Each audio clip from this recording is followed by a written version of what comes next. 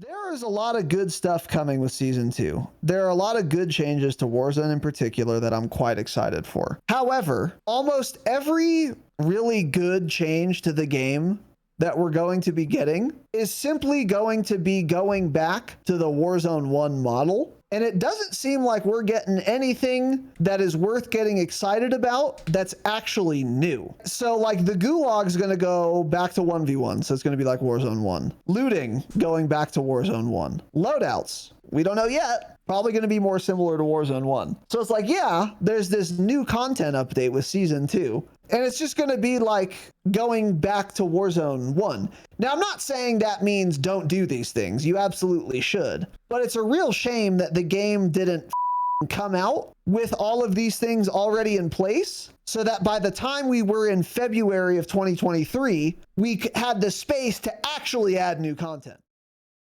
Activision devs do not play their own game. 3,000 devs can't figure out how to add a reconnect feature to a AAA title, I guess. I don't know. Because Infinity Ward doesn't tell their consumers anything. Maybe that'll take some of the sweats away from Shoot House. You can cope about that, for sure. Thanks for tweeting, at least. Thanks for doing more than Infinity Ward has done. They just keep tweeting about the soccer bundles in the store. Things that are bad. We've got a couple words. Why don't you kick it off, Tanner? This is going to be a longer section than the first part you guys heard. Change it, obviously, of course. We are absolutely live. Welcome, boys and girls, to Dropshot, a Call of Duty podcast, episode number 296.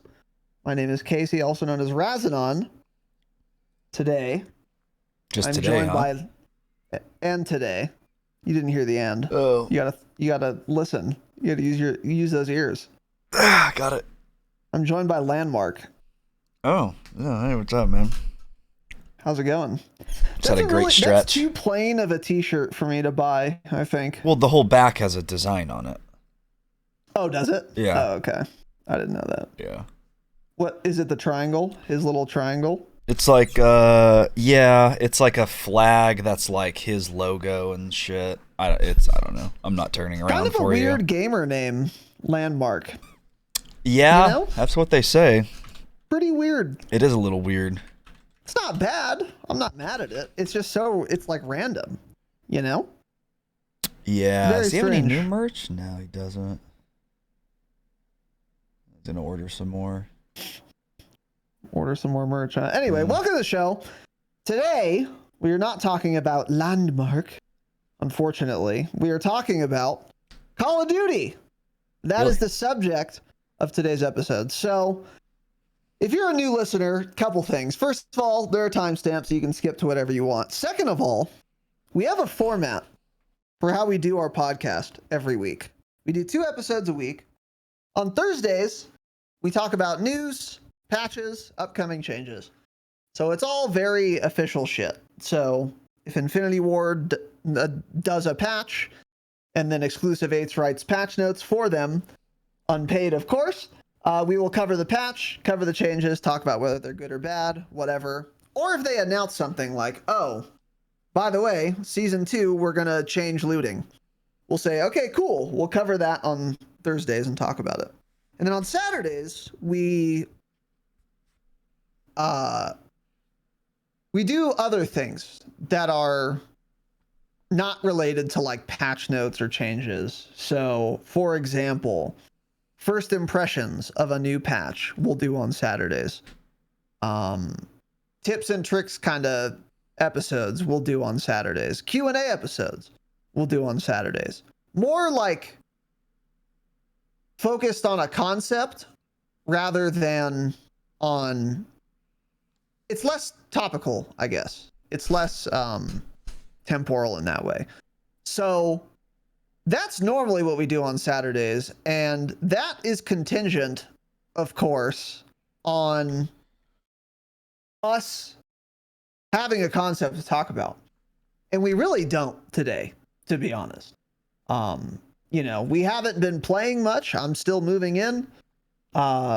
Nothing has changed with the game in a very long time, so we are not super keen on getting in there to do anything. Still don't even know how many wins I have, yeah. Yeah, stats still don't work, do they? That's Sure insane. don't. Yeah, I know. Completely insane. There are a lot of things that are insane with this game right now and always and forever. Yeah. Seems that way. So anyway, Tanner had the idea today to talk a little bit more in this case for this week about what we're hoping for with season 2 and what we want with season 2.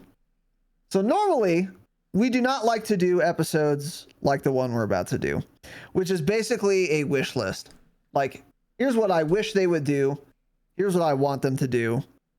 And the reason we don't like doing those very often is, although it's really fun to do, and I think it's actually really interesting content to listen to, how would you change Warzone to make it better, a better game? I actually think that's like a really interesting topic and discussion that you can kind of always do for every new patch, like a wish list. How should the game change? How should these things be implemented?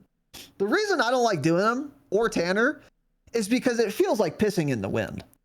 I mean, we can talk until we're blue in the face about what Infinity Ward should do to make Warzone 2 like better. We can talk until we're blue in the face about how looting and the gulag and loadouts should change when season 2 comes out. But it just doesn't matter at all what we want or wish for. And therefore, again, it feels kind of like pissing in the wind a lot of times. Mm-hmm. With that said, I think a lot of people, especially people who want Warzone to succeed, who want it to be fun, in greater proportion than maybe ever right now, are engaged in wishful thinking themselves. I think a lot of you have a lot of hopes and dreams about season 2. So with that in mind, plus not really having much else to do today as a topic, that is what we're going to do. A wish list. What we want for season 2. Now, we can subcategorize this. We're not going to do this super strictly, but I'm going to keep it in mind, into 3 categories, really, which is what we expect, which we already talked about on Thursday, what we hope for that is realistic, and then what we hope for that is just completely unrealistic. We're going to largely stay away from that latter category. But something, for example, like that would be, let's see, loadouts.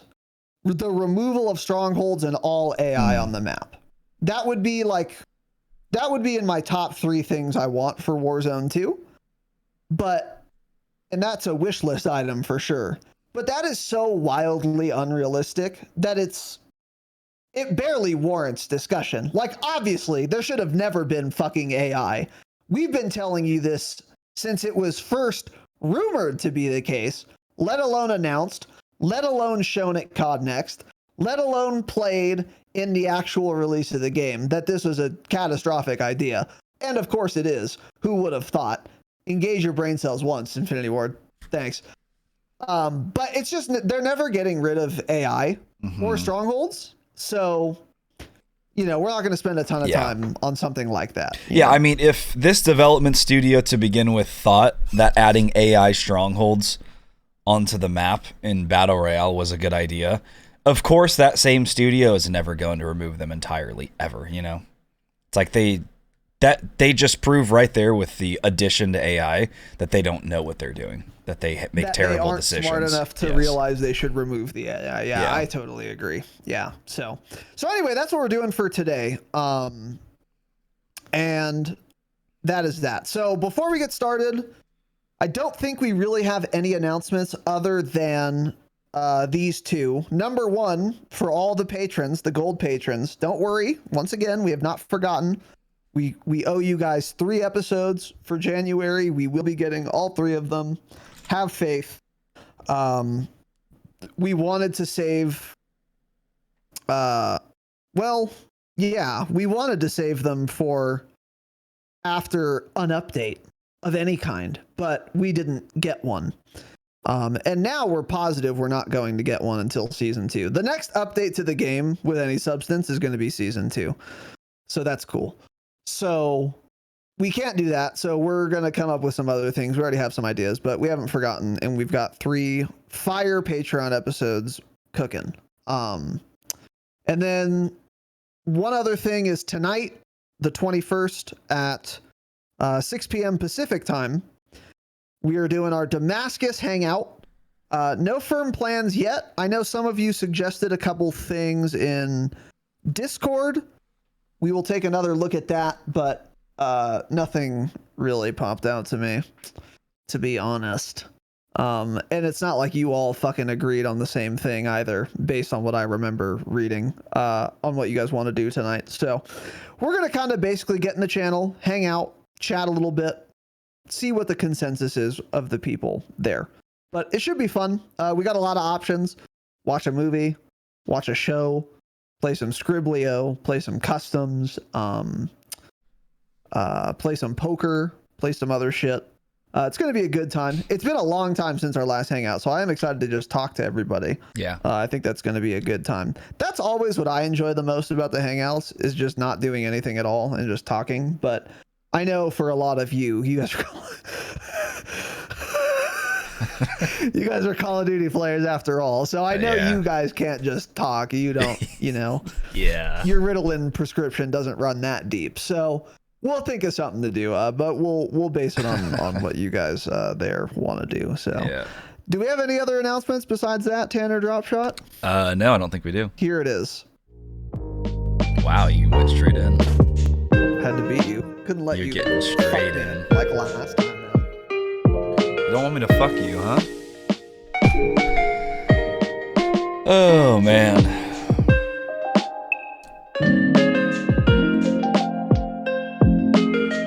What are your thoughts on chocolate chip cookie dough as a flavor itself?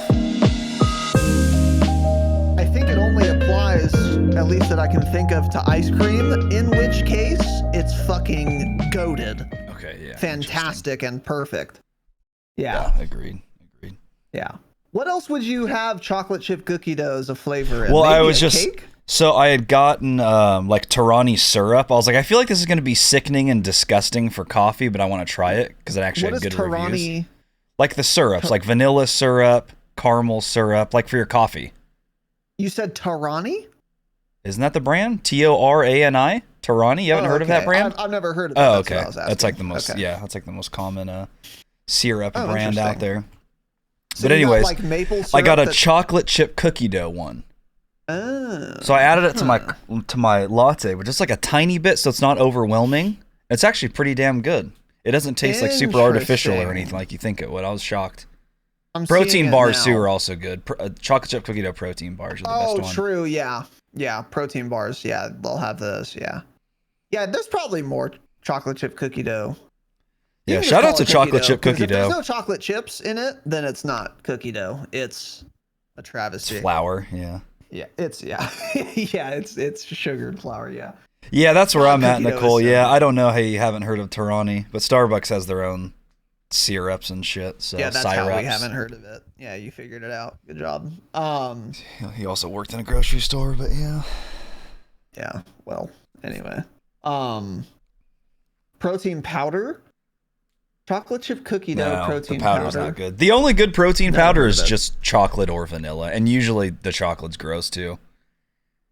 All protein powder you'll get sick of. Strawberry's really good though, actually. That was my favorite. Actually, yeah. It had a lightness to it. I used to enjoy strawberry. It tasted less artificial than a lot of the chocolate ones would.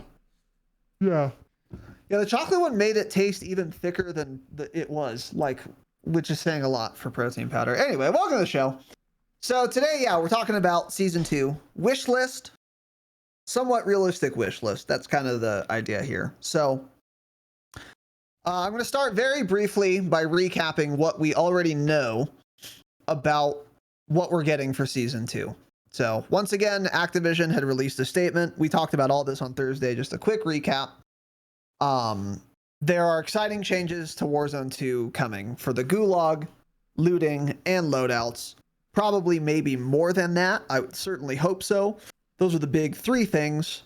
And then on the topic of the gulags, for example, 1v1s are back in the BR instead of the 2v2 dog shit gulag. We've talked about this.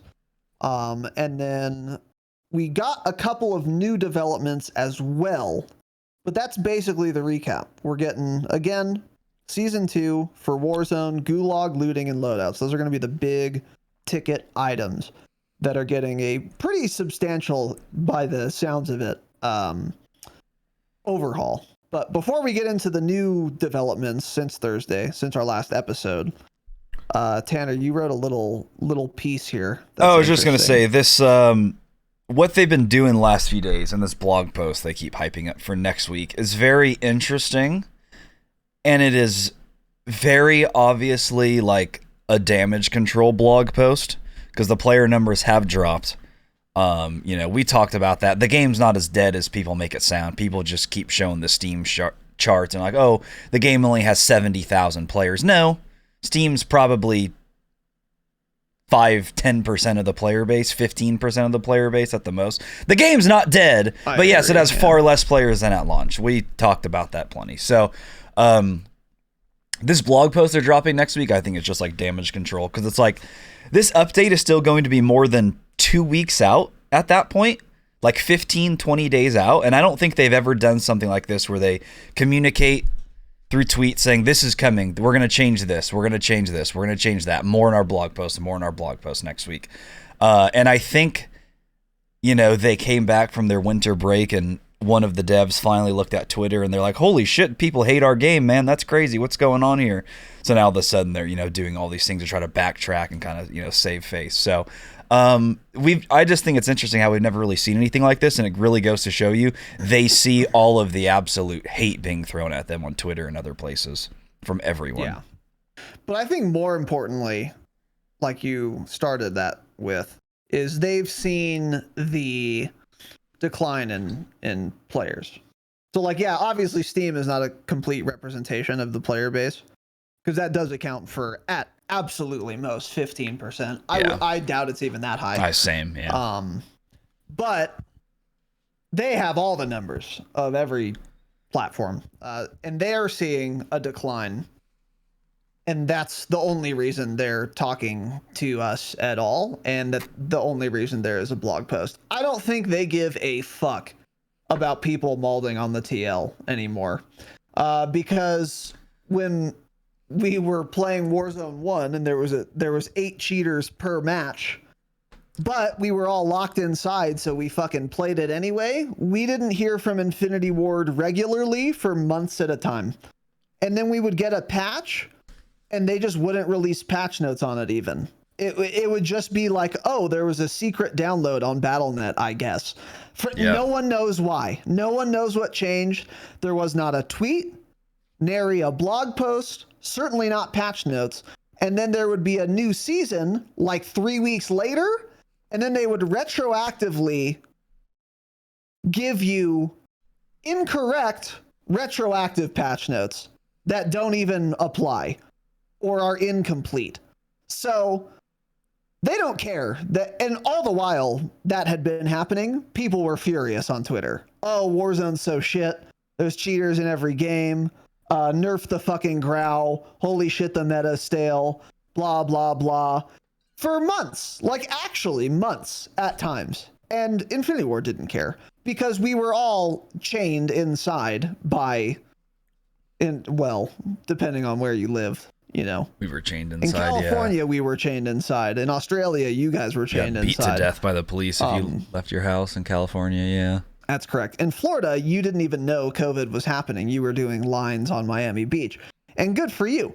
But because of COVID and how artificially inflated all the numbers were, they were still getting $3 million plus per day in microtransactions. They didn't care. But like Tanner said, no more COVID lockdowns anymore, by and large. And really sharp decline in players, I would imagine, across the board for Warzone 2. And now they're thinking, okay, well, we got to do something besides fix the game.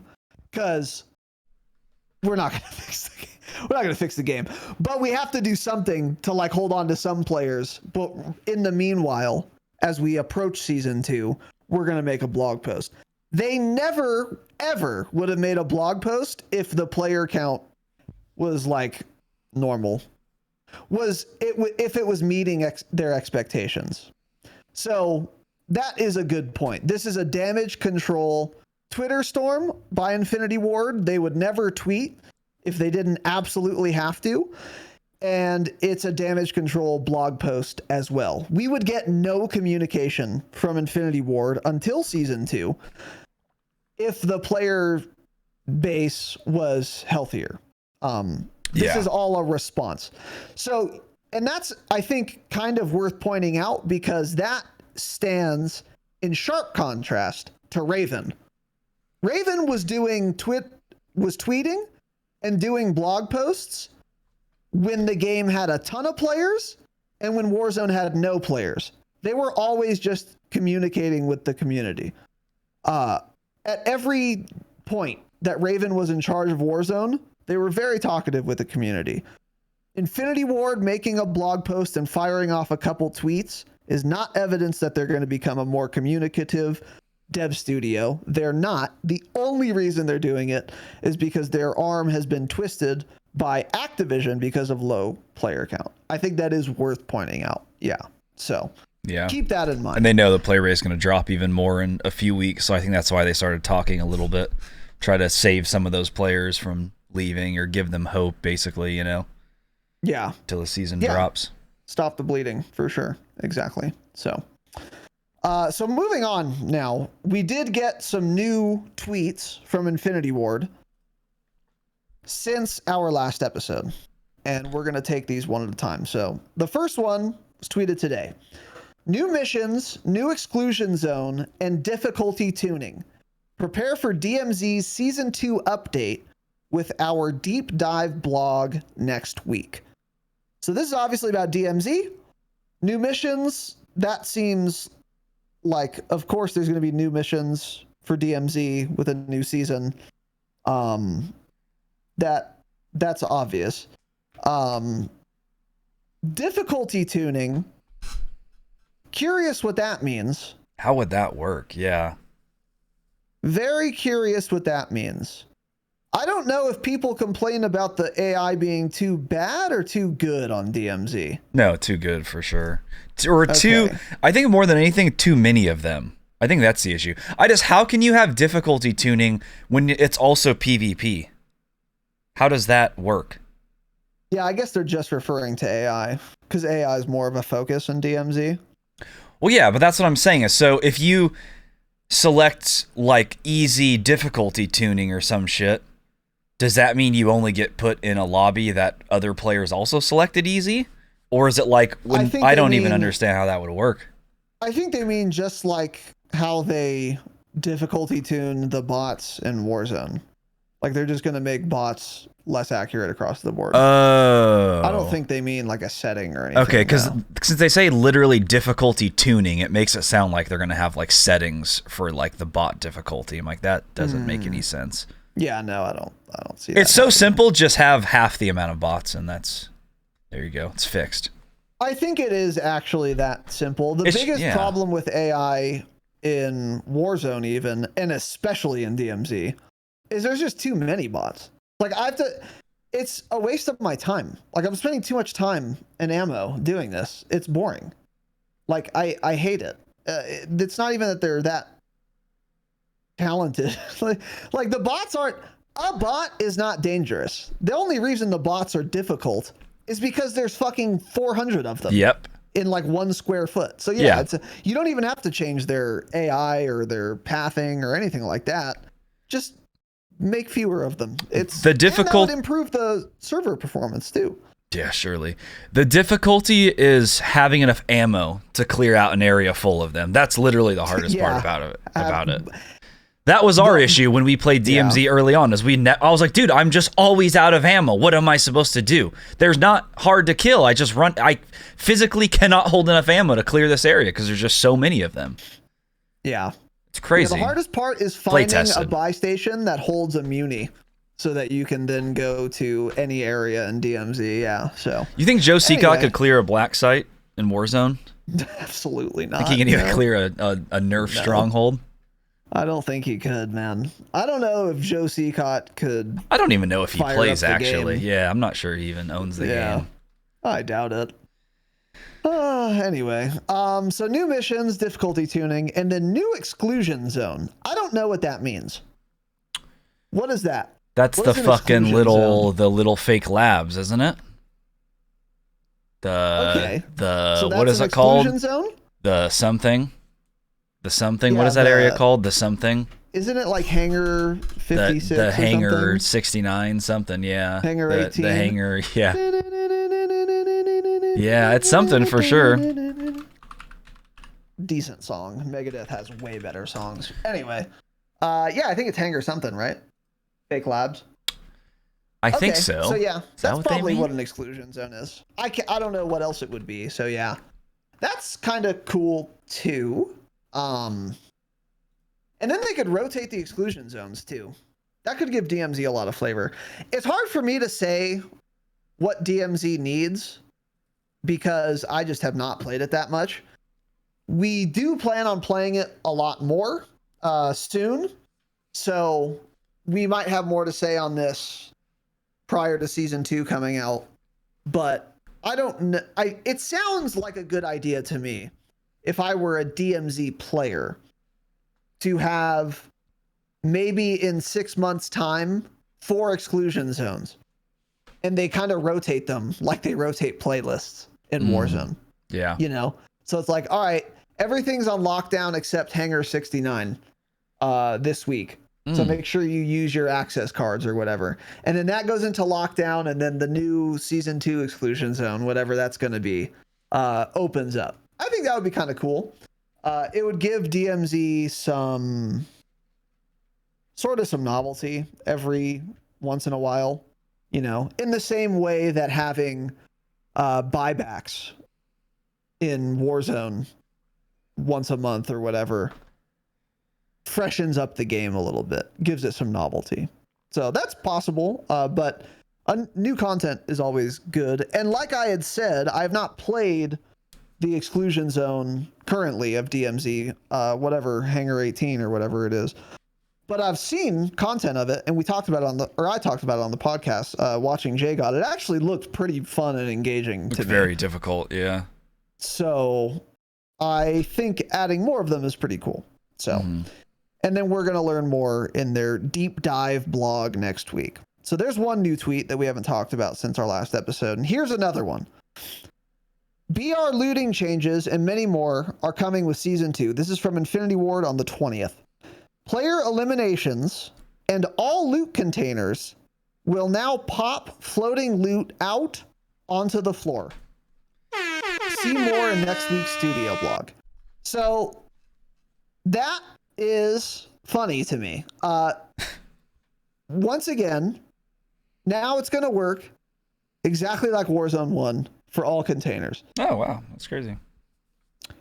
What did the vast majority of their player base say they wanted after the first minute of the first ever public COD Next Warzone match? Was this. What? Why are you so stubborn that you have to wait until you lose 90% of your player base who's not coming back?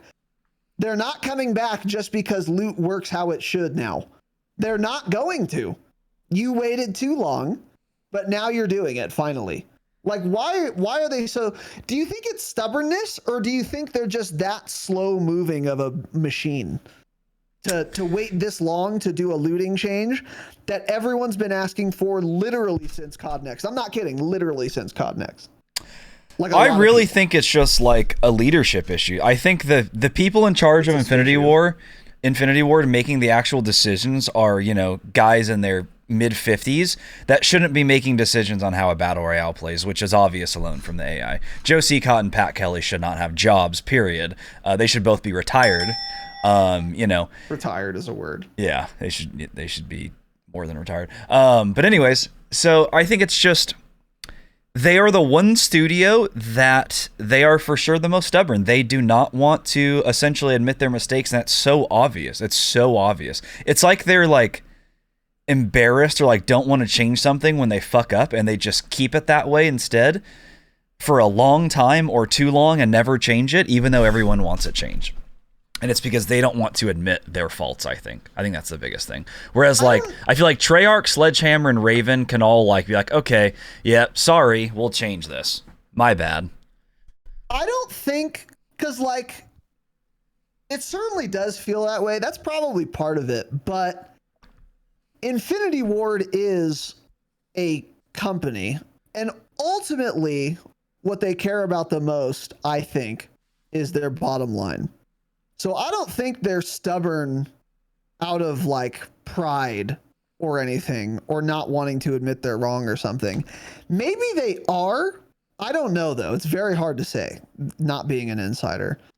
What it seems like to me is that these middle-aged men, like you were talking about, who have no business making design decisions for a BR, who make them, I think that they think they know better what players want than the players themselves.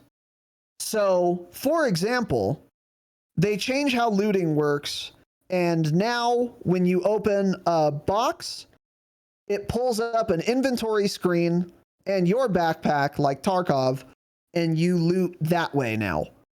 And they think of this idea, they implement it, they show it off at COD Next, and they're thinking, this is new and different, and it's going to take our players some time to get used to, but ultimately, they will like this better than the old looting system. So we're going to not change it, even though everyone who plays the game is telling us to change it. They have this hubris, I think, where they insist they know better what players want than the players themselves. But now it's been months and everyone's gone. And then they are finally like, okay, turns out the people who play the game do actually know what they want more than we do. I think it's just they're arrogant. Like, how it's very, and to some extent, I sympathize with this, because sometimes you do new shit and players are super uncomfortable with it at first. And then once they start playing with it, they do realize, you know what? This is cool. This is better. This does improve the game ultimately. I'm in favor of this. Sometimes dev studios have to do that. But this was not one of those cases. So I sympathize with them wanting to innovate and going through some pain to complete that transition. But this is why you need consultants over there who actually play your game, and they can distinguish between things that are going to be uncomfortable for the player base at first, but will be embraced, versus things that are just bad changes, like the looting container they originally released Warzone with. I think that's what's going on.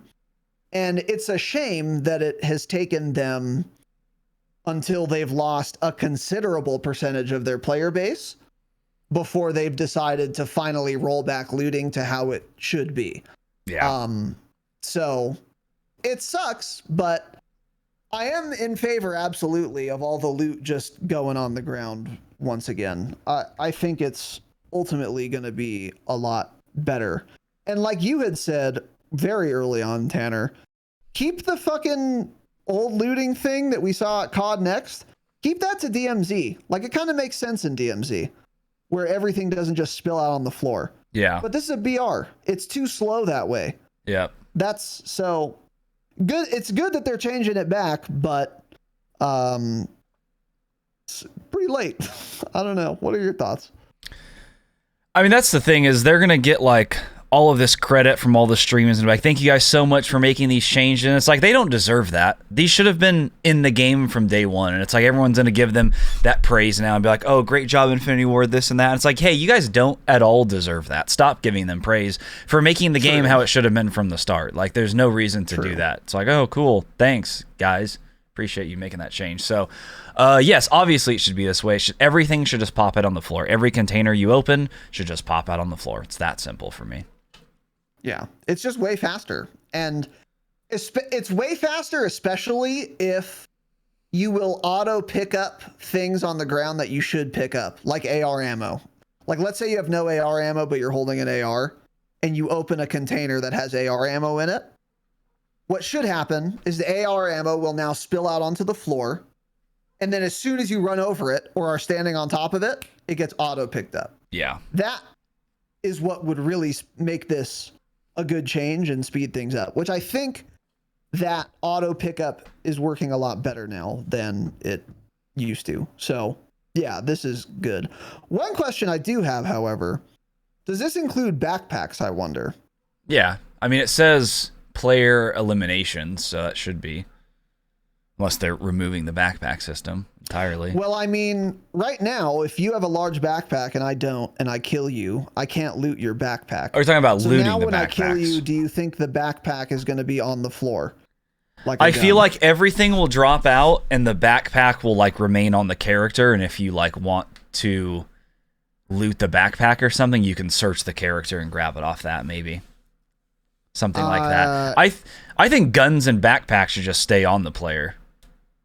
And then all the actual loot should just spill out. Because, like, those things you're not often going to loot anyways. Well, I'm always going to take a backpack if I don't have one. Well, you're always going to have a backpack, but, like, a bigger one maybe, sure. That's what I mean. The medium and the large backpack, yeah. Yeah, but I don't know. They're not, like... You don't come across them every fight anyway, so I don't know. I don't know. It's just it would be such a big thing to put on the ground next to a bunch of ammo. That's what I'm worried about. The like, model would be kind of weird, clogging everything up. Yeah, that's probably true. But the thing I'm thinking is, if there is a medium backpack on the ground and you just have your default one, there's never a world where you don't want to pick that up. So that should be an auto pickup. A bigger backpack should be an auto pickup. So that's why I do want it to spill out on the floor. So I do wonder if it will include backpacks. It just annoys. It's not like game breaking that you can't loot a backpack off a player you kill, but it pisses me off. It's a pet peeve. You really should be able to. Oh, of course. It's really dumb that you can't. Like, it's super dumb that you can't. I don't know. But yeah, I guess we'll see if this does include backpacks. Yeah. So that whole menu is going to be gone for player eliminations then. I don't think the guns are going to stay on the character either. I think it's going to be just like Warzone 1. Yeah, honestly. I think that whole menu is going to be gone. Which I'll take, honestly. I think that's fine. Yeah. But, yeah. Anyway. As long as they space it out so the loot's not all in one pile. That's what I'm worried about with them dropping guns and backpacks, is it cluttering it up. Which it is probably will, based on, if you guys have ever finished a stronghold, you'll know. It's all in one, it's all on the same pixel. So that's probably that's gonna be another thing that everyone who's ever played Warzone before already foresees being an issue. But since Activision devs do not play their own game, they don't know that this is going to be something they need to also address when they make this change. So we're going to have to live with every single loot item once you kill someone being on the same pixel for a minimum of 10 days before they, and that is wildly optimistic, before they address that problem. So cool. This is just how it is to play in an Infinity Ward era, unfortunately. Smile. So we'll see how that goes. But this will end up being a good change for sure. The one thing that so far for season 2 is bothering me a little bit, and I was thinking about this more since our last episode, is There is a lot of good stuff coming with Season 2. There are a lot of good changes to Warzone in particular that I'm quite excited for. However, almost every really good change to the game that we're going to be getting is simply going to be going back to the Warzone 1 model. And it doesn't seem like we're getting anything that is worth getting excited about that's actually new. Right? Think about it. In terms of gameplay, probably not really, yeah. So like the gulag's going to go back to 1v1, so it's going to be like Warzone 1. Looting going back to Warzone 1. Loadouts, we don't know yet. Probably going to be more similar to Warzone 1. So it's like, yeah, there's this new content update with Season 2. And it's just going to be like going back to Warzone 1. Now, I'm not saying that means don't do these things. You absolutely should. But it's a real shame that the game didn't fucking come out with all of these things already in place, so that by the time we were in February of 2023, we had the space to actually add new content. Yeah. But because they took so many steps backward, now we have to waste a season. Not a Call of Duty season. Yes, a Call of Duty season, but also a winter, spring, summer, or fall in real life on just getting the game back on fucking track before we can then add new content. Because all of these things should have been the case on launch. And then when Season 2 came out, it wouldn't have to be delayed, number one, to fix the fucking game. And then number two, we could actually start adding new shit. There could be a map update to a POI. There could be more new guns. There could be more new exclusion zones. There could be all kinds of shit. I don't know. I'm not a dev. But now, because the game is not on track, they have to get it back on track by going back to the old formula, which is not new and exciting, although it is an improvement, before we can actually get any new shit. So the best case scenario so far for Season 2 is that the game is a lot more fun and plays a lot better and not much new shit going on. And is that going to really excite people who have left to come back? Is that going to really excite potential brand new BR players to come back? Oh, here's our advertisement Twitter video. We're making our BR just like our old one. Yeah. Is that enticing to any like potential new players? No. So it's a real fuck up by Activision. Yeah. Which is not great. The only thing that's actually going to bring players back is the resurgence mode and map that we'll be getting. That's like the one thing. True. Yeah. And by the way, even though I expect that to not play very well, that's what I'm most excited for because it's new.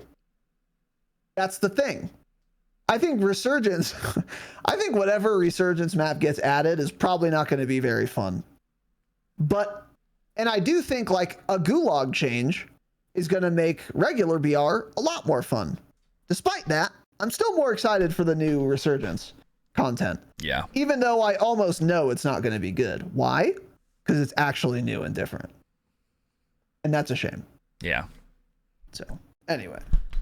Now we're going to get, so that's all the new info we have. So now we're going to get into the wish list. Things we want. And we'll sort of talk about what we expect to change.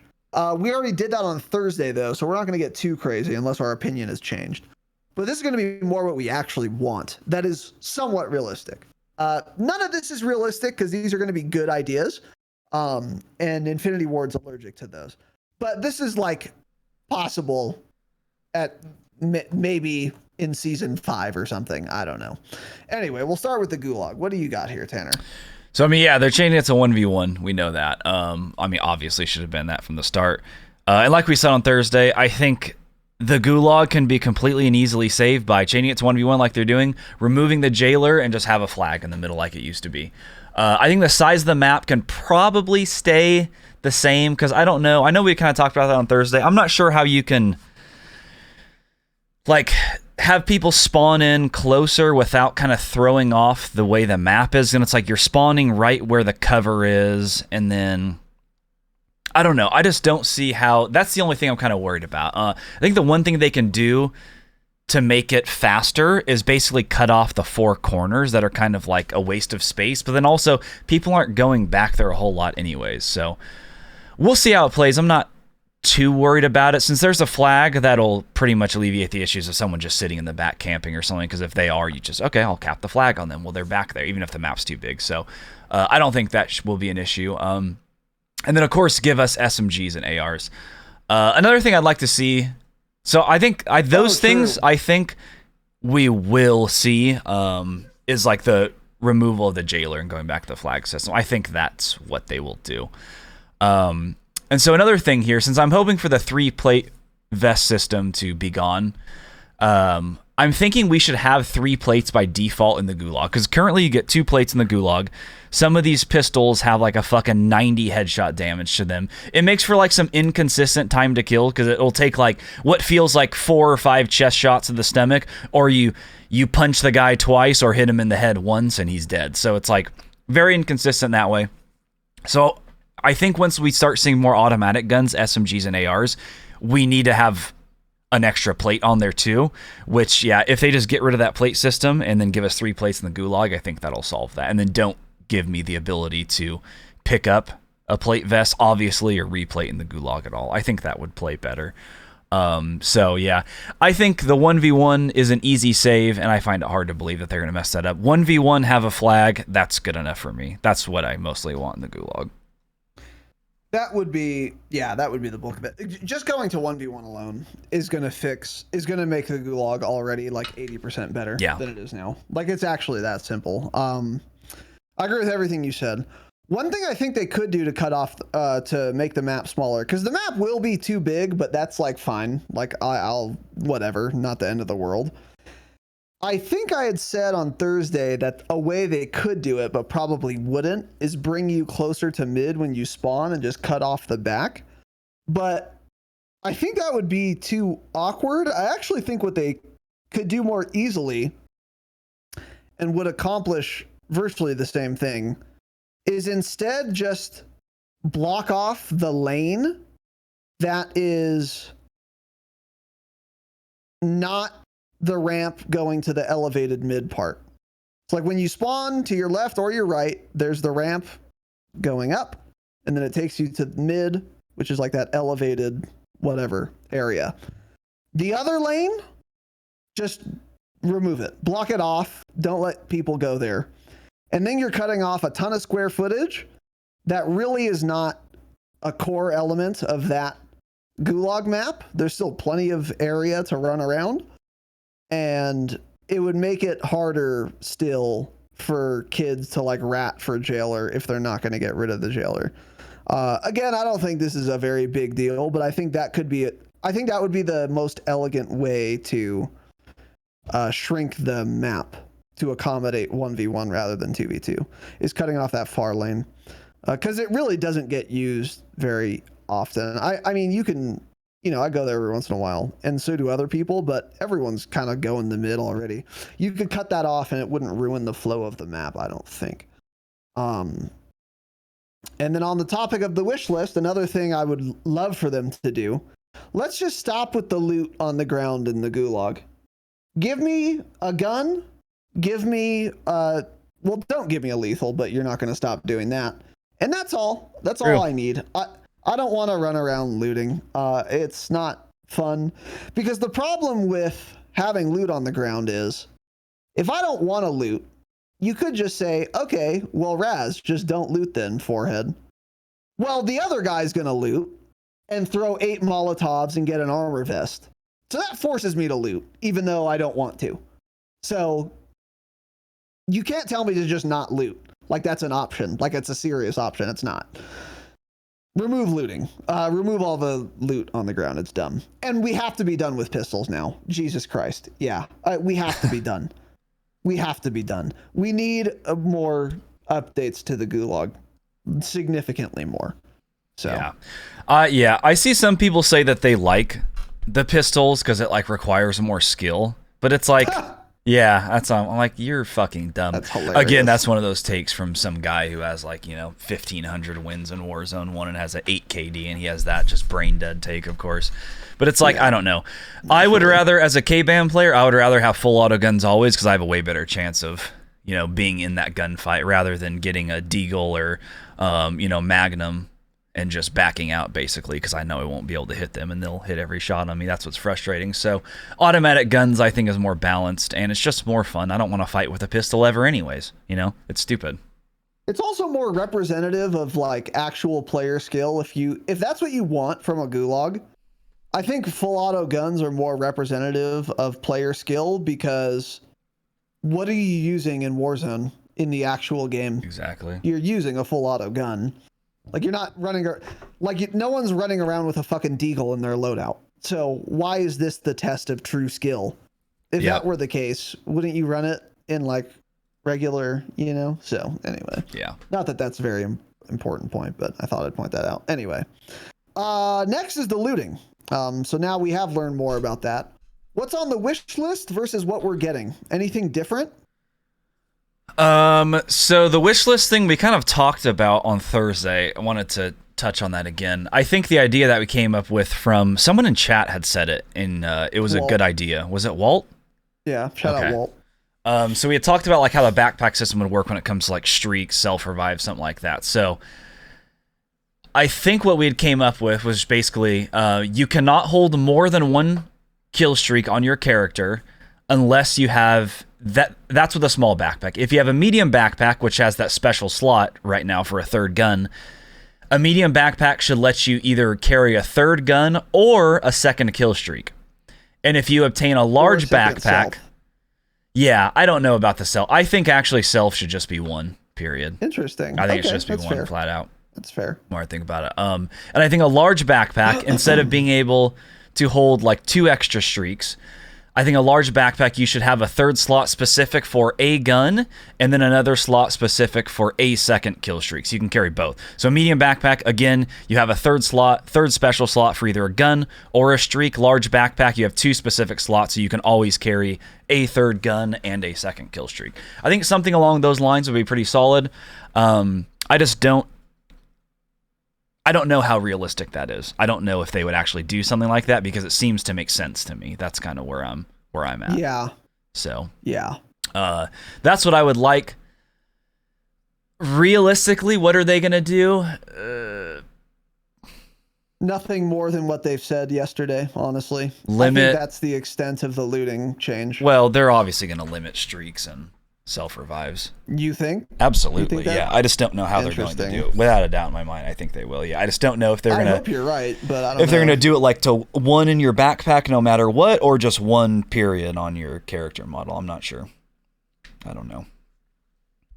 I hope you're right, but I don't know, man. They made a big hubbub about looting, and then they tweeted, "Oh, we're going back to Warzone 1 looting," which is like a big change from how it is now. So I could very well see that being the extent of the big, exciting changes coming to looting, to be honest with you. But again, I hope I'm wrong. But I don't think they're going to limit selfs or streaks, at least on season 2. I hope I'm wrong, but I don't see it anymore. But on the topic of a wish list, yeah, I totally agree with you. I still think, yeah, whoever came up with that idea, I think it was you and Chatter combined, kind of figured it out. But normal backpack, no special slot, medium backpack. Instead of just allowing a third weapon, it is either a third weapon, third streak. I think also another self-res is fine. I think that would be fine. Because honestly, here's another thing. If I have to fight someone and they either have 2 self-reses or 2 fucking kill streaks, I unironically would prefer they just have 2 selves, actually. Yeah. That would be less fucking annoying than 2 streaks. Yeah, that's true. So I'd be fine with that. And then large backpack has 2 special slots where you can have, whatever. 2 streaks, 1 streak, 1 self, whatever. That would be best case scenario. I think because when you're talking about things that are unrealistic for Warzone, right? there are two categories. One is unrealistic because we imagine it would be difficult to code, or like it would be like mechanically or logistically difficult to implement. But another way it's unrealistic is that it would be easy enough to code. They just won't do it. So an example of the latter would be the removal of strongholds. That's trivially easy for them to code. Like they could do that no problem. The reason that's unrealistic isn't because it's a coding obstacle. It's because it's an IQ obstacle that they just can't pass. Yeah. The special slot thing, I feel like is actually kind of the opposite. Well, I think if they had considered the idea, they would be down to implement it, and I think it would be codable as well. They already coded a backpack to have a special slot that only accepts a gun. I think they could also have it be a cell for a streak as well. Oh, of course. I think they could code that in. I don't think that would be that difficult. I mean, they for them can. to do. I think they can actually do pretty much anything. I mean, they're designing an entire video game that can obviously be done. It's just I think if it's something a little more difficult, if they want to take the time to do that or not. I think that's more what it comes down to. Like they can obviously do it because it's like they could do pretty much. Because in Warzone 1, you pick up a streak and a self revive, and it's in a special slot just on your character. It has its own slot and it doesn't let you pick that up. So of course they can also do that for a backpack easily. But it's just if they feel like doing that or making the gameplay that way or make the balance that way. And how long it would take to code. Like, obviously you're right. They could do pretty much, I mean, they made a fucking video game. Like, they could code in whatever they want. But when I say it would be, I don't know, let's see, adding in scuba gear so that you could stay underwater, it would be like a gas mask. Actually, that would be pretty easy for them to code, now that I think about it.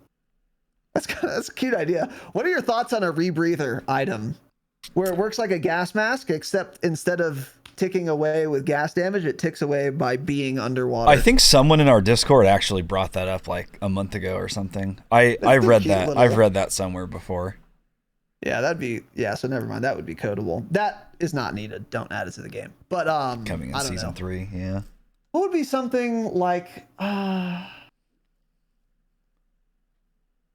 yeah, I don't know. Like adding planes to Warzone 2. There are no planes in Warzone 2 right now, so they'd have to like code that in. Obviously they could, but the reason it's unrealistic is it would take them way too much time to where we know they're not going to.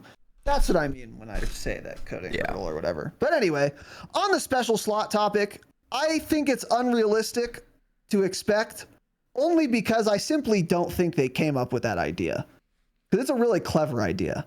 Because there are other things too where it's like this idea has occurred to them, but they won't do it. This is just, I think, an idea that if it had occurred to them, they actually might be down to do. I don't think they would be against implementing it. I just doubt they thought of something like that because it's really clever. We hadn't even thought of it, Yeah. But that would be ideal for looting, I think. That would make the game so much better. My biggest problem with the looting right now, again, is the streak spam. That is the number one inventory problem I have, is the way the backpack system and looting is designed right now. It trivializes carrying 20 streaks. And streaks just drop too often. You find them way too often. I think they need to lower the spawn rate of streaks significantly. And if you want to carry 5 precisions, go fucking buy them. And you might have looted one of those 5 that game. Yeah. But they're way too common. Like, we didn't buy a single streak, Tanner, when we were playing duos. And we each had like 4 or 5, actually. Remember that? Last time we played? Yep. We shouldn't have 10 streaks between literally just 2 people and not buy a single one of them. We never bought one. That's insane. That's completely insane. So there's a somewhat realistic other wish list item. Stop dropping streaks.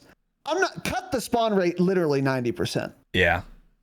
They're just way too fucking common. Yeah. You can keep the streaks in the game and maybe even allow people to carry as many as they can right now. But if they limit how often they spawn, then you would be limited not by some artificial you can only carry one of these thing, but you'd be limited by just not being able to find them. That's There's true, only yeah. one at the buy station or whatever. And that would be probably easier to do too, actually. that's what I was going to say. That'll probably make way more sense from their point of view, is just nerfing the spawn rate of streaks by a ton, and then maybe even making them more expensive in buy stations or something, but still letting you carry an infinite amount. No, I still wouldn't want that. I would still rather like you only be able to carry 1 or 2 at the most, but that would be ideal. But if they lowered the spawn rate, that would help tremendously as well. Yeah, exactly. They would effectively accomplish the same goal. Yeah. But pretty much.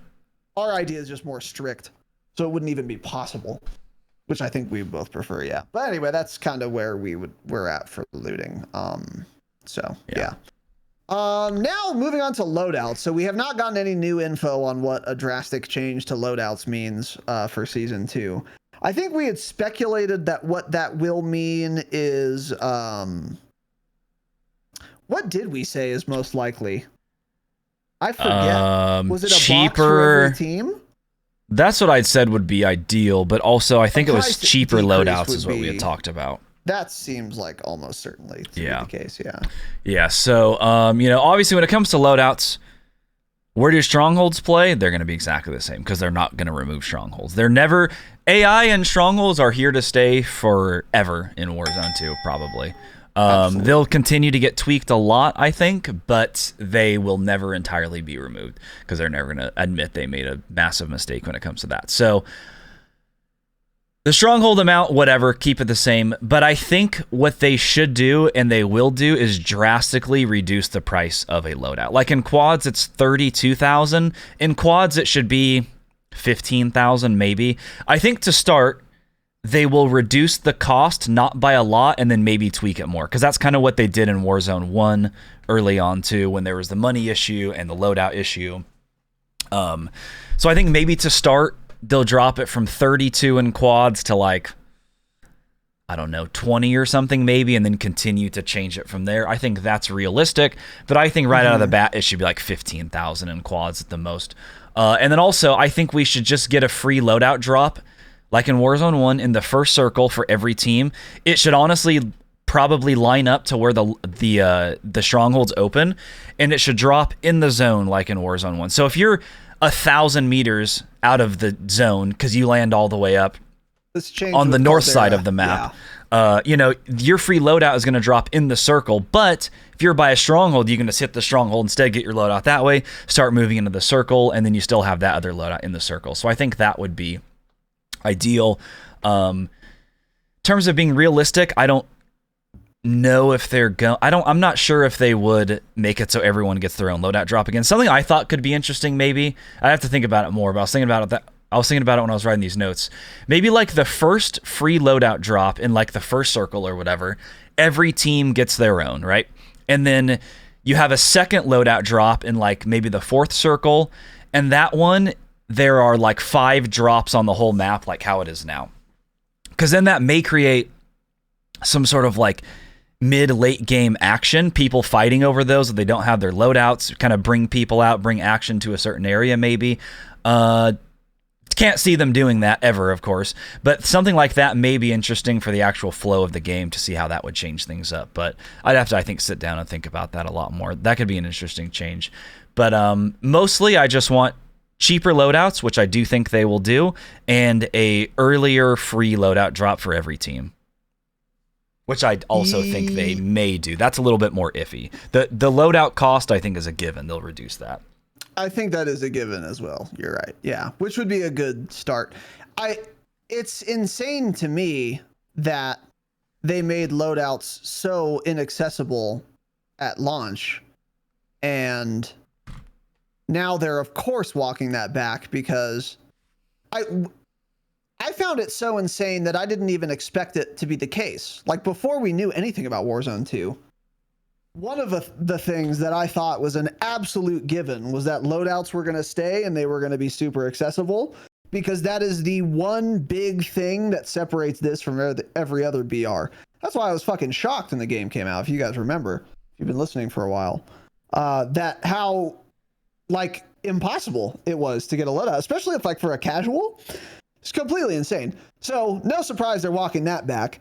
I can't believe they don't realize what made their own fucking BR successful and then just pissed all over it. Yeah. Like, it's so crazy. Imagine your innovation, by the way. Dude, imagine you make like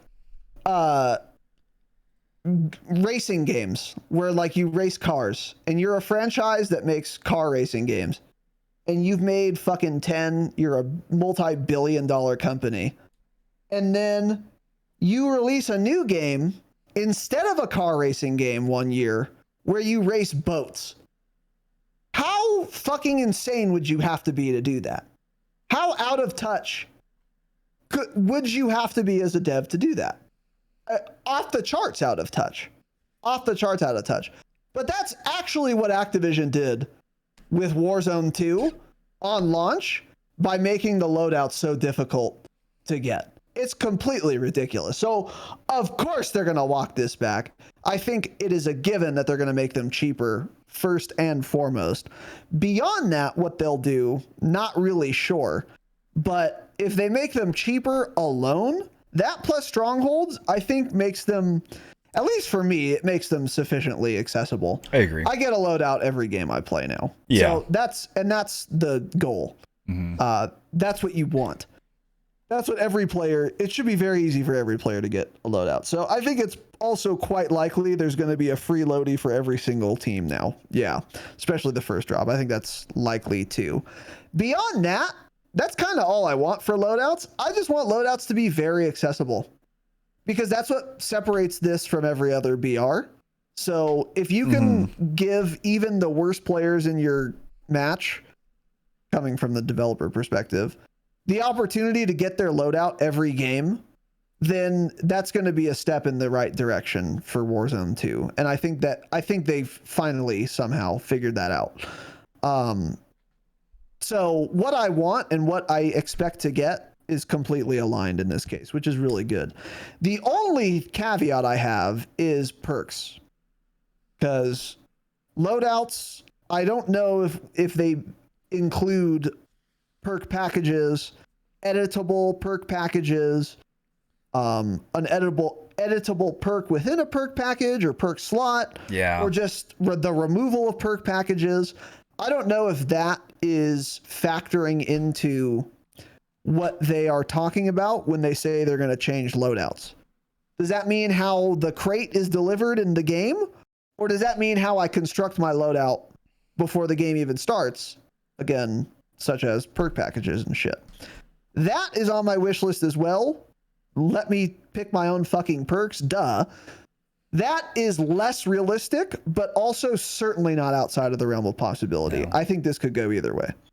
Yeah, I think when it comes to perk packages and being able to edit your own, I think we will see that at some point. I'm not sure we're going to see it in Season 2 on launch, though. But I do think that will be coming back. If it's not Season 2, maybe Season 2 Reloaded or even Season 3, they'll finally make the change. But I can't see us playing through this whole game's life cycle and never being able to edit your perks. They'll reverse it at some point. So hopefully that's in Season 2. That's what I want, of course. The only issue with that is I obviously only want them to make it so Ghost works while moving, and that's probably something they will not do, unfortunately. But being able to just select your own perk packages and Ghost only active if the player is moving, I think would be good for me. And then, what else was I going to say? Oh, it was something you were saying about the strongholds or the loadouts. Oh, it's just funny because they basically tried the same shit in Caldera, and what happened? Nobody liked it, and they reverted it. Again, at the start of Caldera, they tried to make loadouts so inaccessible, and people were like, what the fuck are you doing? Like no Smile, Warzone 2.0, they try it again. What are you guys doing? Like, do you never like see the feedback or play the game? Like, what is going on that you would try that again? And like you're just trying it again and expecting the same or something different to happen. I don't know. I don't understand it. That's again, just point. insane fucking zero thought decisions put into the game. Yeah, you couldn't buy a loadout right away in Caldera. I forgot about that. Yeah, you couldn't buy it. It was time locked, and then it ended up being just like entirely reverted basically to how it was in Verdansk. Yeah, crazy. Exactly. Yeah. And it took them probably about really 3 months. I don't think it was normal till... Actually, that may have been a little bit quicker. I think that was fixed by like the January at some point. But still. It was fucking crazy. Yeah. They would just try it again. So, anyway. Breaking news. Manscaped now sells beard products. That's right. They are once again revolutionizing men's grooming with a brand new Beard Hedger Pro kit. From a beard trim to a fresh shave, the technology behind the Hedger Pro allows you to shape your signature beard look. Now you can finally use Manscaped products to make your drapes match your tiny little carpet by going to manscaped.com and using code Dropshot for 20% off and free shipping. It is time to tame your mane. No one likes a weird beard. No one. Say goodbye to all your stubble trouble with Manscaped's Pro Beard Kit. It all starts with the Beard Hedger. This thing is a juggernaut, a 30 kill streak of fixing faces. First off, this cordless trimmer has a rotary wheel that gives you 20 hair cutting links all in one guard. So no more messy drawers full of extra add-ons. That's right. Face grooming doesn't need to be hard, guys. Get 20 different beard links in just one guard. Plus, it's waterproof. You can shave in the shower, avoid all that messy hair in the sink.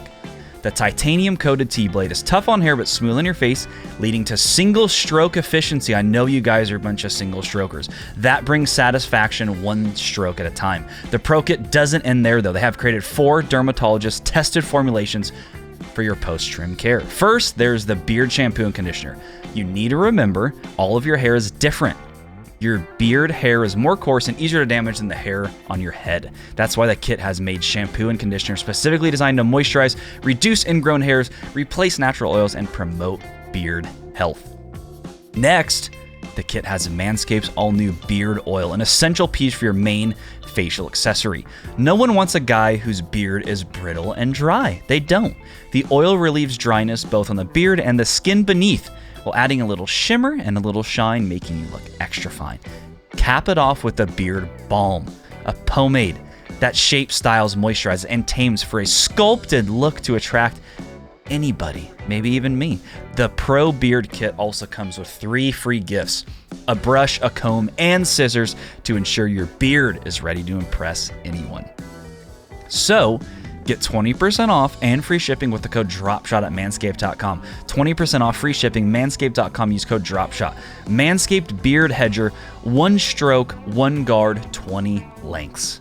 Yeah, and the next thing here, not really much to say. I don't really know where I fall on this, but kind of curious if we will see changes to the buy stations with like unlimited UAVs and stuff. Because if you're going to be capped, possibly, on how many streaks you could carry, then they should just let you buy unlimited UAVs again, right? There's no reason to not have unlimited UAVs at that point. If you have money, pop a bunch or something. Agree. Yeah. Keep running, you know? Yeah. So I don't see an issue with that if we get capped on what we carry, but can't do both. They can't make it so you can still hold 8 kill streaks and then also buy an unlimited amount of UAVs. So that'll be interesting to see how they play out. Because that's been a thing a lot of the sweats have wanted since day 1 too, is the ability to buy unlimited UAVs. Yeah, you're right though. You can't have the current system and unlimited UAVs, because if you're playing quads and you guys do a black site and you all have large backpacks, and then you can buy unlimited UAVs, because you're also gonna have a fuck ton of money if you just did a black site. Yep.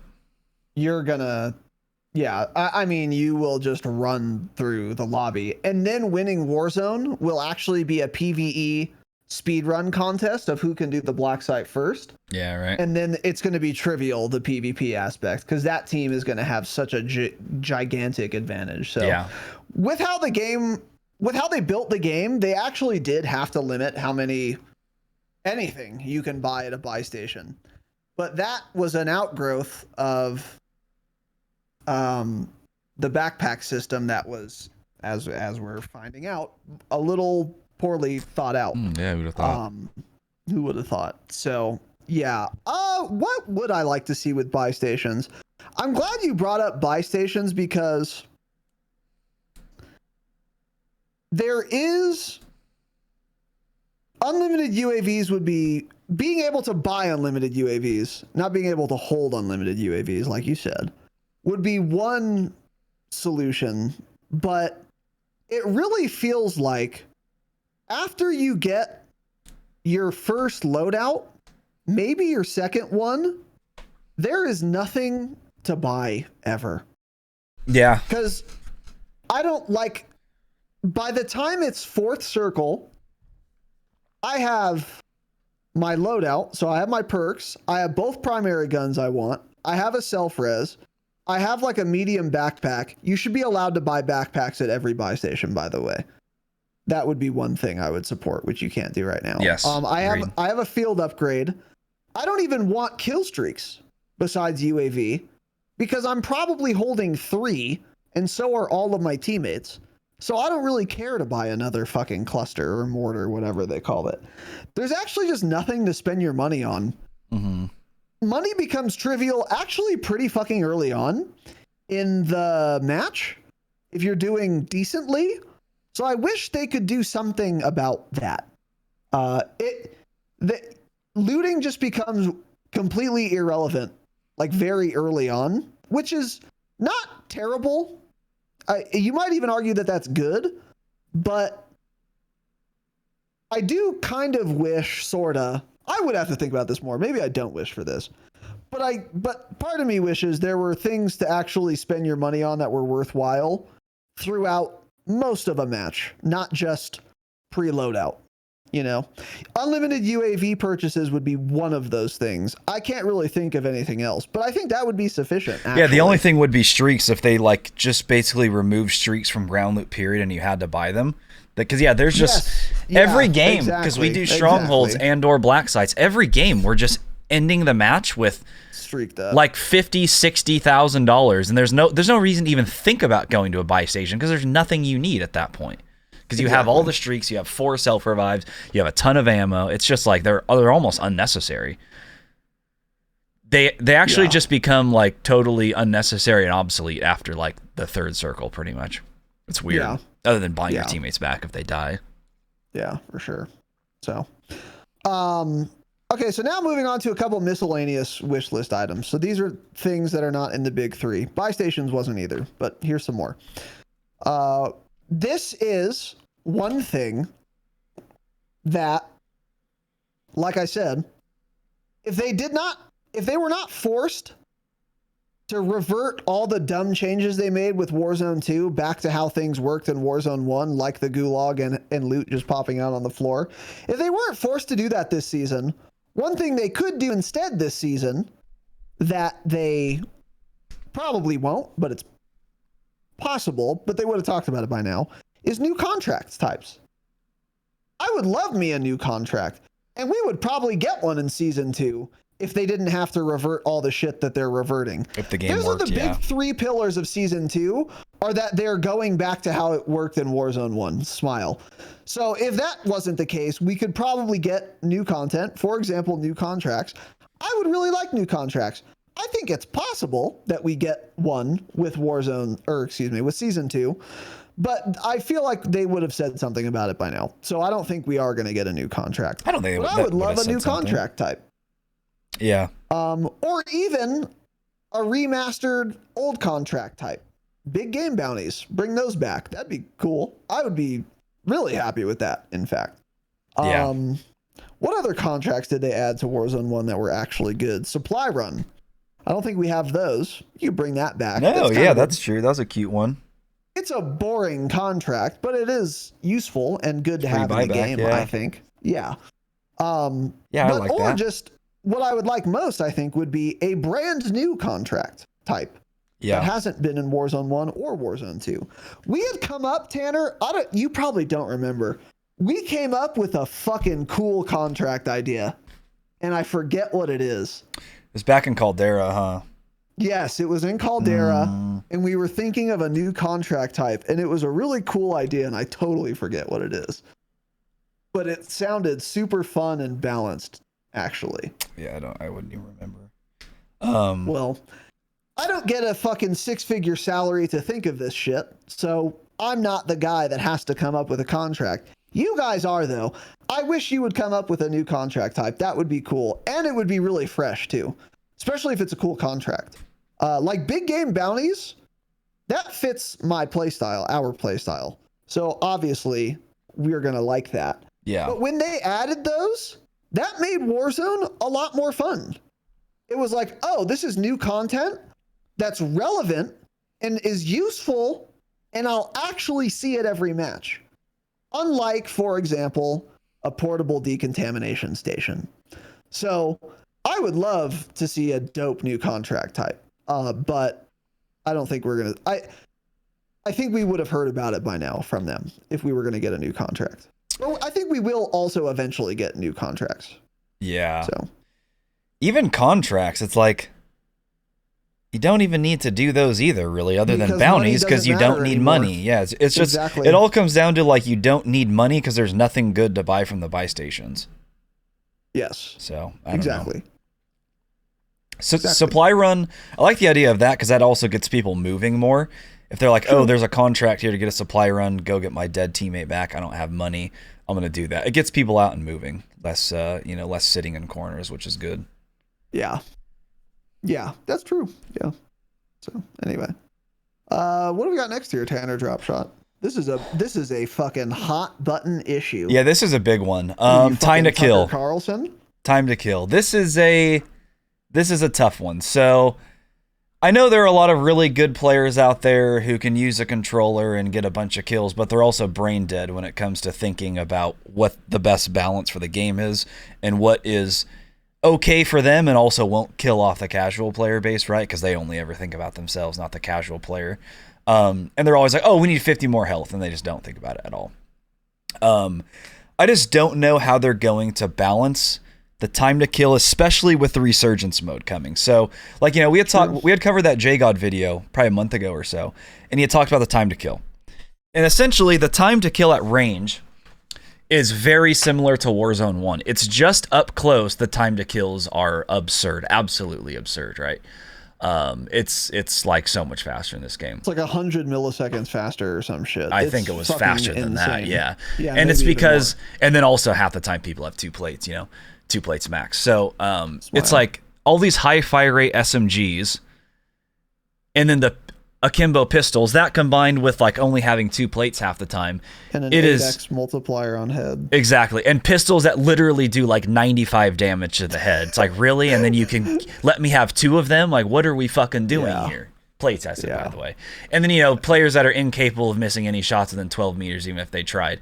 It's like, it's just a miserable experience. And it's the exact opposite of how a ranged gunfight feels in Warzone 2, because ranged gunfights feel good and they feel rewarding because you do have to hit shots because you don't have a 6-time scope not moving at 300 meters. It's long range fights feel so rewarding and so much fun in this game.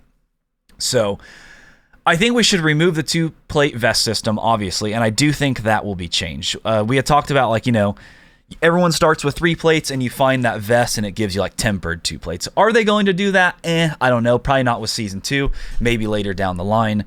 But I think we will see the plate system for now removed and everyone just start with 3 plates max, and we don't have to search for vests or anything. So that's what we should do to help with the time to kill up close. Obviously, so we had talked about this a lot too. Headshot and limb damage on all SMGs and the akimbo pistols need to be nerfed.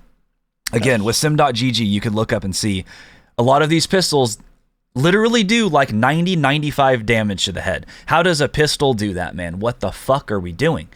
And then obviously decreases to damage across the board with certain guns like the Fennec, which needs to just be nerfed everywhere, less damage across the board, period. And then, lower the headshot damage multipliers also for like ARs and LMGs. So the RAL feels really good at range because a headshot does so much damage. So if a headshot does, 15, 20, 25 less damage, that's going to make these gunfights at range feel even better and a little bit more balanced than now. Because I love the RAL at range because I win every ranged gunfight because it does so much headshot damage and the gun's easy to control, But it'd be more balanced if that wasn't the case.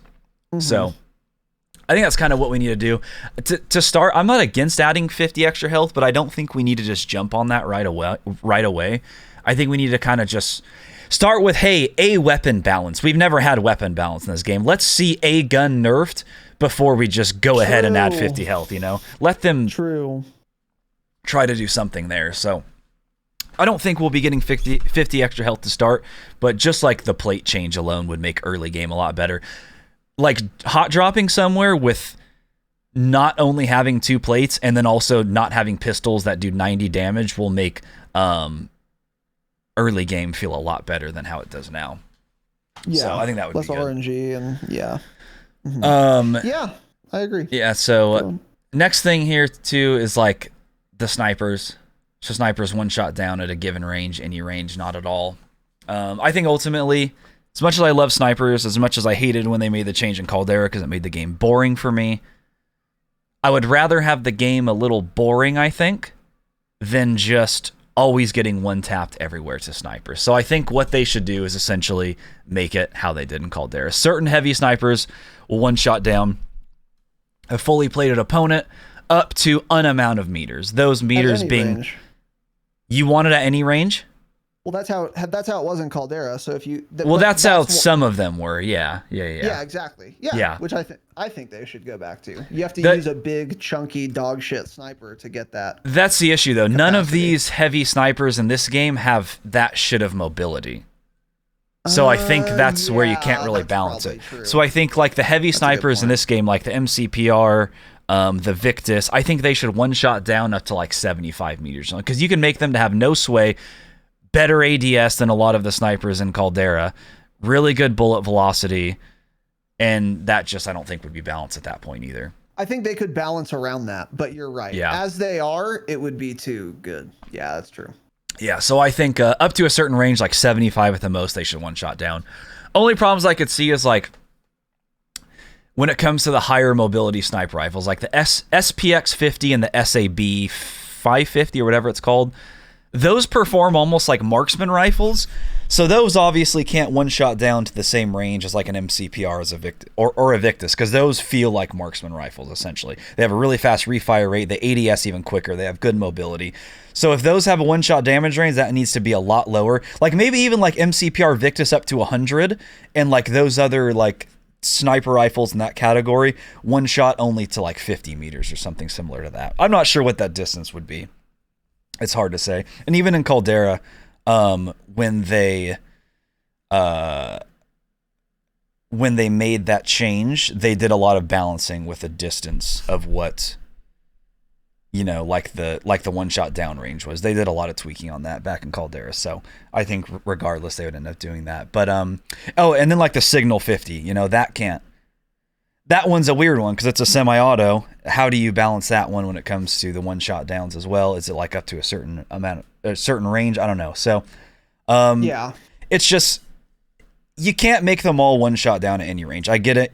It's fun. I understand it. That was my favorite part of Warzone too. But especially on a map like this, the game will quickly become absolutely miserable if that's the case.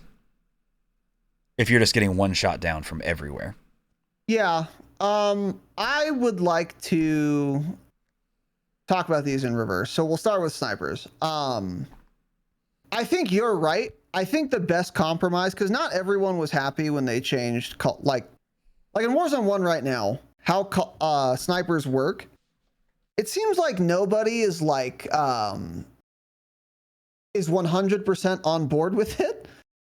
It's not perfect for any player, which means it's probably a fair compromise. I think that is what would be better. And the way it works right now in Caldera is there are snipers that can one-shot headshot a fully plated opponent at any range, but not every sniper. It's only like the big heavy ones. HDR, ZRG, there's probably some more. There are definitely more. I can't think of them. But these are like slow handling, slow rechamber speed, like really big bulky snipers. So if you want to be able to do that, you have to take like a slower sniper to do it.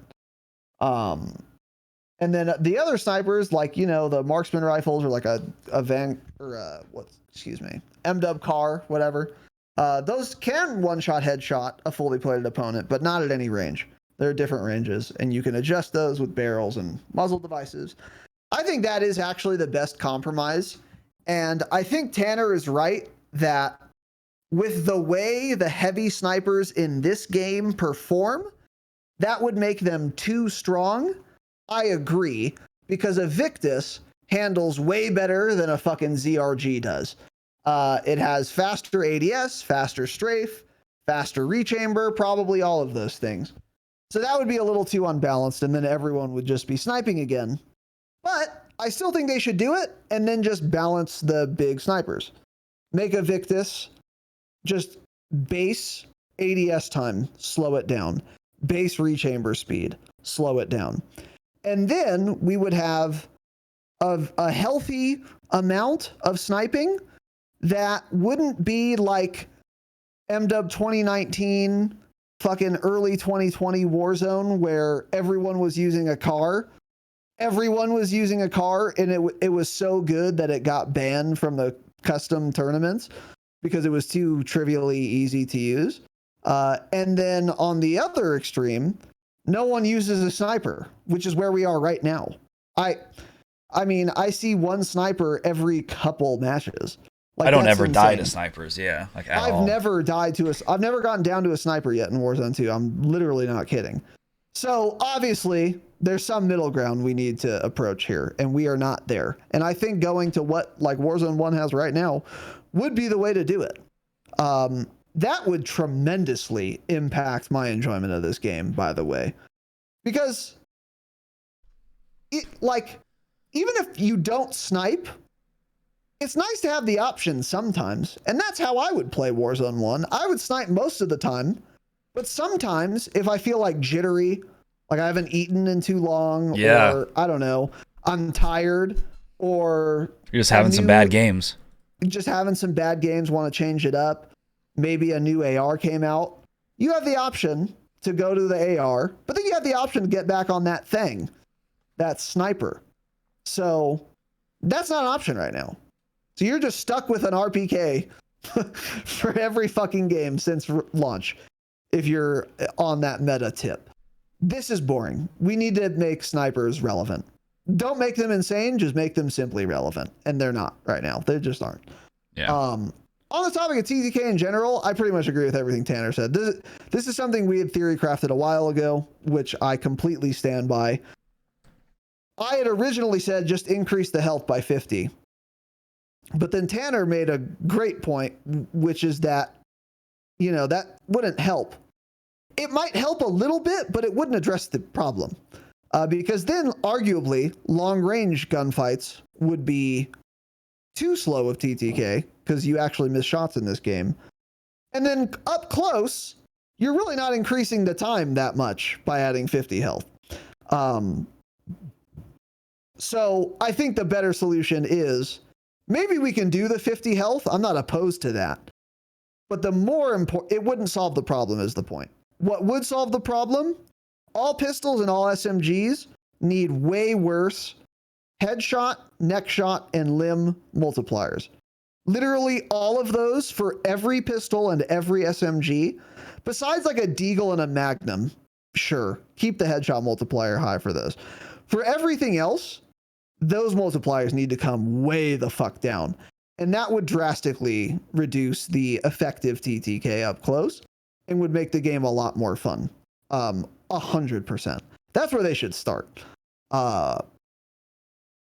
So that's what I would like to see on the topic of TTK. If you just did that, I think the TTK would feel really, really fun and good and much more consistent. And there'd be a bigger skill gap up close. But these are all things we've already talked about. So imagine Resurgence with the current time to kill, by the way, if nothing gets changed. So gross. Yeah. It's that's why, so gross. Yeah, Resurgence must not be coming till Season 2 Reloaded, because they have all these other actual changes to make to the game first to make it playable. So that will probably happen first. We'll see some weapon tweaks and shit, and then we probably get Resurgence at Reloaded. That would make the most sense from their point of view. They should do it that way, of course. They won't, but they should. I agree. Yeah, I think they for will. Sure. I don't think we'll get it on launch. There will be too much there already. Yeah. You think they're gonna delay it? No, they just said Season 2. That's how they always say things. Oh, coming in Season 2. They never said at the launch of Season 2. Good point. You're right. You're right. Oh yeah, maybe we won't see it. That's probably. Wait, they shouldn't. I don't want it. They did say launch. No, that's ranked play. Launch. Ranked play is coming at the launch of Season 2. They did not say Resurgence is coming at the launch of Season 2. And they shouldn't. They shouldn't drop it. They have so much other shit to do. I agree they shouldn't. I think someone said that. I think. Am I crazy? I don't think that was said, yeah. Yeah, maybe not. Yeah, maybe not. You're right. Yeah, I just assumed it was on launch. But yeah, you're right. That was ranked play. Let's see who's talked about it. I'm looking. Jay through our God notes from the last said episode. Season 2 delayed until February 15th, most likely pushes the mid-season to the end of March. I think small map gets added to DMZ at the start of the season, and he thinks Resurgence will be added at mid-season. Yeah, you're probably right. That is how they should do it, honestly. As excited as I am, but we'll learn more in the blog post, whatever. Yeah. But one other thing you had brought up was the 2-plate vest system and having it transferring the armor vest from being 3 plates max to being like tempered. So everyone always has the capacity for 3 plates worth of health, extra health. Yeah. But when you pick up a vest, it gets, you only have to play twice. That would be way better. This was an excellent idea one of us came up with that would not trivialize looting an armor vest. You'd still want one, but it also wouldn't be like unbalanced where you just got unlucky and didn't find the vest off drop and you literally lose because you couldn't find loot. I don't think they will do that anytime soon. We almost certainly are not seeing that with season 2. I don't know if we're ever seeing it, to be honest with you, but we've always thought this is a stupid system. I've talked about it a lot, and I still agree. It turns out to not be that big of a deal because, luckily, vests are very common, and I pretty much always have one when I want one, but it's still, on principle, it's stupid. And sometimes you do lose because you don't find a vest. Well, it's early game and then dying and coming back later. That's the issue, which is like early game... It's terrible if you don't get one and the other person does. It's just like total RNG gunfights right at the drop of the match, which is not fun at all. That's the biggest thing. Right. Yeah. I think that's like a given. I think that'll be changed back to 3 plates in season 2. Really? Yeah. I hope so. Yeah. I just don't see, like, it seems obvious that they should do that. Mm-hmm. But the reason I don't see it happening in season 2 is because no one's bitching about it. Oh, everyone bitches about it still. Really? Yeah. People complain about on Twitter all the time about that still. Then. Yeah, that's like always in people's list is like remove the vest system, extra health because I don't think about anything. Let me slide cancel, blah blah, all the the normal shit. Okay, well, I hope you're right. I hope so. It's an surely. Absurd system, of course. Game will be perfect if I'm right. Actually, yeah. Hope I'm right about everything we talked about today, man. Yeah, I know, actually. Game would be good and fun, maybe. It's possible. And then one other big topic. Big fucking topic. Big Tell topic. us about this giant topic. Giant topic, not as much to say as you would think, because they won't do it.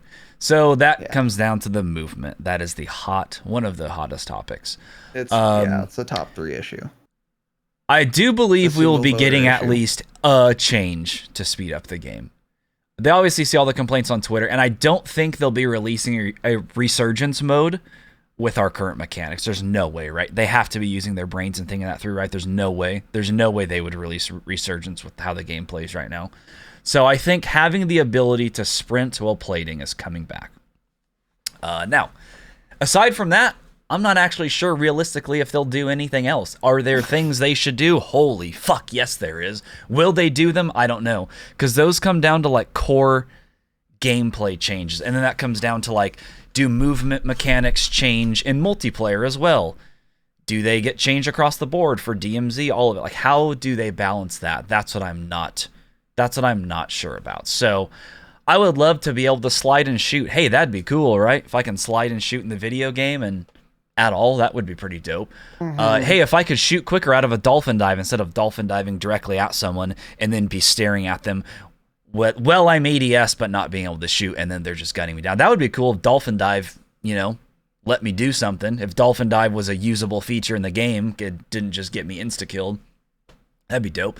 It'd also be cool to have a base movement speed increase of like 3 to 5%, which we've seen in testing when it comes to like different carrying weapon speeds. 3 to 5% is a good amount. That's a noticeable difference. That doesn't. It's really noticeable. Like that is a noticeable difference. I think the stim speed boost originally was like a 7 or 8% speed boost, I believe.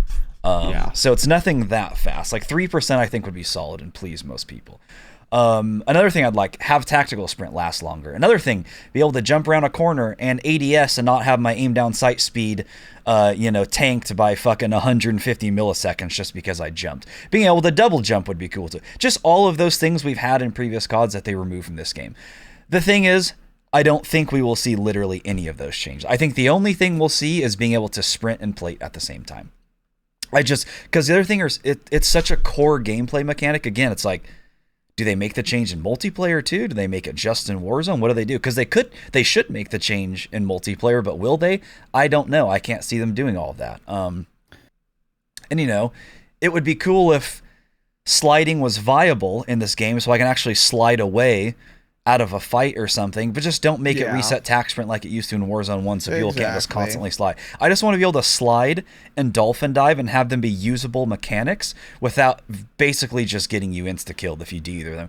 Literally just remove dolphin diving, because it's such a useless feature most of the time other than fucking jumping off a cliff and killing myself or pulling my parachute if I feel like playing out that match. Yeah. It's like, make the movement usable, or just take it out of the game, because there's no point in jumping, there's no point in sliding, there's no point in dolphin diving, there's no point in sprinting half the time. Make the mechanics that you add into the game usable. But I don't think we'll see most of that, unfortunately. I pretty much agree with everything you said. Yeah, I think dolphin diving is still can be useful, but not in a gunfight. Which we've talked about. It's like, if I'm running away and I dolphin dive like behind cover, I think that it actually is kind of useful. But I mean, I agree with pretty much everything you said there. And I also agree with what's realistic. So what I think we almost certainly will get, like I'm confident we will get this and it would be good, is being able to sprint while plating again in the exact same way you could in Warzone 1. You can sprint and plate in Warzone 1, but you sprint slower than like sprinting without plating. That was perfectly fine. That was good. And I think they will actually go back to that, especially with a small map like a Resurgence map coming back. I think it's going to be very obvious how bad it is to not have that as soon as you add Resurgence. So even casuals are going to start to notice and bitch about it. If they're not already, which many of them are. So I think we will be getting that back. Whether it's in Season 2 or not, I don't know. But I wouldn't be surprised if we got it on launch of Season 2, honestly. And then what was the other thing? What other thing that I think is somewhat realistic that I would also like is being able to shoot while sliding. Because I don't even know why they removed it. It wasn't unbalanced. It was perfectly balanced. Yeah, you can't have to hip fire. ADS and slide at the same time. Yeah, exactly. You're forced into a hip fire. That balances it. It was balanced. It wasn't unbalanced being able to hip fire while sliding. It made some guns more viable than not being able to shoot while sliding does. But now it's just like, I might be inclined to use a hipfire SMG, for example, that has a lower TTK on paper than a Fennec, because, for example, it has insane hipfire and I can like slide kids and hipfire them and kill them. But that's not even possible now. So I think that is one thing also that I could see them adding back. But once again, like a lot of issues I have with this game and changes I want to see that they would do if people complained about it enough, I don't know if people are complaining about this enough. I don't think anyone is. Including me most of the time, honestly, because it's not game breaking that I can't slide and shoot at the same time. And it's not relevant most of the time for most guns, but it's still absurd that it's not in the game. It's more of a multiplayer they would thing. Add it back. It's definitely more. That's a great point. It's definitely more of a multiplayer thing.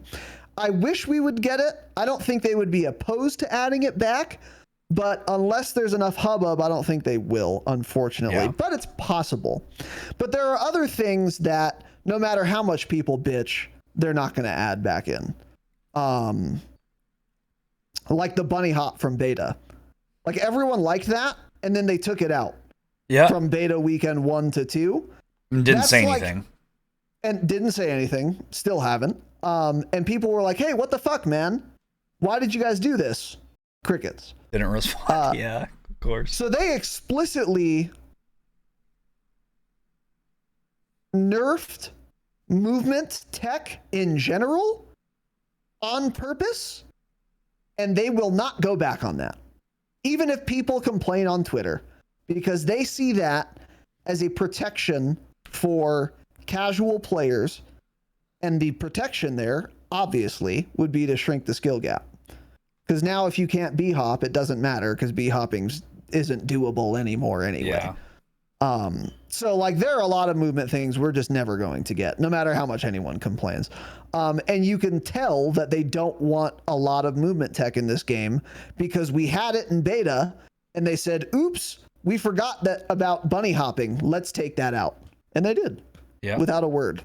So yeah, I don't count on movement being very sophisticated. We're not going back to a fucking jetpack COD ever. And if you needed evidence for that, the removal of a bunny hop, which is not that insane, by the way. It's not that massive of a skill gap to allow people to bunny hop corners. And they still removed it. That's how opposed they are to a movement skill gap being implemented. If you think there will ever be a jetpack Call of Duty game again, you are outside of your fucking mind. They would not have removed a bunny hop from a beta to launch if they were even remotely interested in adding fucking jetpacks again. See ya. Well, they would just make aim assist even more forever. broken, yeah. If there was a jetpack game, no one would miss a shot while you're jetpacking, so it may as well be boots on the ground at that point. Yeah. So. What was I? Oh, another thing that I know everyone always talks about, and I don't think anyone is thinking about, is we all want to be able to sprint while inserting plates, right? The thing that Warzone 1 also had was you could sprint and also slide while plating. I guarantee you if they make this change, they're going to make it so... Can you not slide while plating right now? I don't well, even you know, can't sprint, so dog shit. You have to be sprinting, so you can't no. initiate a slide. Yeah, you're right. So yeah, I bet if they make this change, what they'll do is make it so you can sprint and plate, but the second you slide, it will cancel the plating animation, which everyone will be like, oh, fuck, I didn't even think of that. This is just as bad now. Because that was the other big thing, is you kind of like slide around a corner. You'd sprint, get somewhere, slide around the corner, and finish your plating. And if that's not the case, then, you know, sprinting will obviously be better, a lot better for the game, for the speed of the game, but you can't slide while doing it either, which you obviously won't be able, they don't even want you to slide in this game, period. It's definitely still going to be a lot worse than Warzone 1 in that aspect. Yeah, that's a good point. I didn't think about that at all. Yeah, you're right. You can't slide and plate because you can't initiate a slide because you can't sprint. Yeah. That's you also funny. slide, 6 inches in this game anyways. Yeah, like sliding while plating wouldn't really be relevant in Al Mazrah, but on Resurgence it would be super relevant. Yeah, that's what I'm thinking of. Yeah, exactly. Yeah, you're right though. You're totally right. Yeah. So other than that, Tanner, anything else? Yeah, that's it. There's a lot of stuff we could talk about, but it could be endless. Exactly what I was gonna say. Yeah. Yeah, there are undoubtedly aspects of Warzone 2 that we wish would change beyond what we've talked about today, but we were never going to do everything, and these were the things that came to mind. These are obviously the biggest things, and if we got all this, then we can make a new wish list, but we're already pissing in the wind, so no point getting myopic about things that would improve the game marginally when they're not even going to do things that would improve the game tremendously, like the things we've talked about today. So let us know what you guys think. Again, we kept our asks pretty reasonable. Here's another thing on my wish list we didn't talk about: connection-based matchmaking. Right? Yeah. I didn't even mention it. Server stability. Server stability. FPS increase, yeah. Yeah. Removing AI completely. We talked about that a little bit, but these are things we wish for that we're never getting. So we tried to keep it relatively within reason. But hopefully if we get some of the shit we're talking about, I would be very happy. I am quite curious to see this blog post next week And I'm curious how much of the shit we want we will actually see. You know?